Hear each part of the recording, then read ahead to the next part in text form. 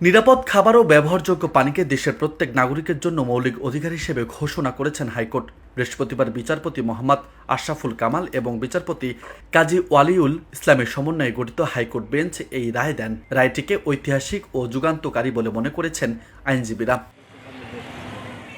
রায়ে আদালত সুস্পষ্টভাবে ঘোষণা করে বলেছেন, সংবিধানের ৩২ অনুচ্ছেদ অনুযায়ী প্রত্যেক নাগরিকের নিরাপদ এবং বিশুদ্ধ পানযোগ্য পানি পাওয়া একটি মৌলিক অধিকার। এই পানির অধিকার নিশ্চিত করা রাষ্ট্রের দায়িত্ব। নিরাপদ পানযোগ্য পানি সরবরাহ নিশ্চিত করার জন্য আদালত বেশ কয়েকটি নির্দেশনা দিয়েছেন।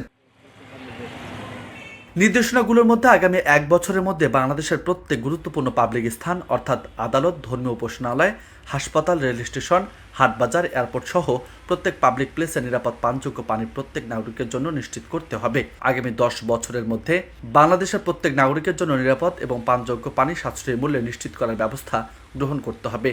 ২০২৬ সালের মধ্যে পাবলিক প্লেসের নিরাপদ বিনামূল্যে সরবরাহ পানি কী ধরনের ব্যবস্থা নেওয়া হয়েছে সেই মর্মে একটি রিপোর্ট সরকারকে আদালতে দাখিল করার জন্য নির্দেশনা দেওয়া হয়েছে।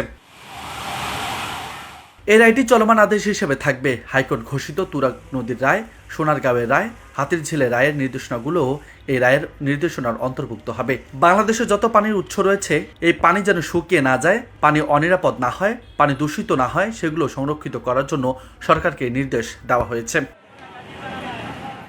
দেশের প্রত্যেক নাগরিকের জন্য নিরাপদ খাবার ও ব্যবহারযোগ্য পানি নিশ্চিত করতে ২০২০ সালে সুমোটো রুল জারি করেছিলেন হাইকোর্ট। সেখানে বাংলাদেশের সকল নাগরিকের জন্য নিরাপদ পানযোগ্য পানি সরবরাহ করা রাষ্ট্রের দায়িত্ব কিনা, অথবা এই নিরাপদ পানি পাওয়ার অধিকার প্রত্যেক নাগরিকের মৌলিক অধিকার হিসেবে ঘোষণা করা হবে কিনা, এই মর্মে রুল জারি করা হয়েছিল।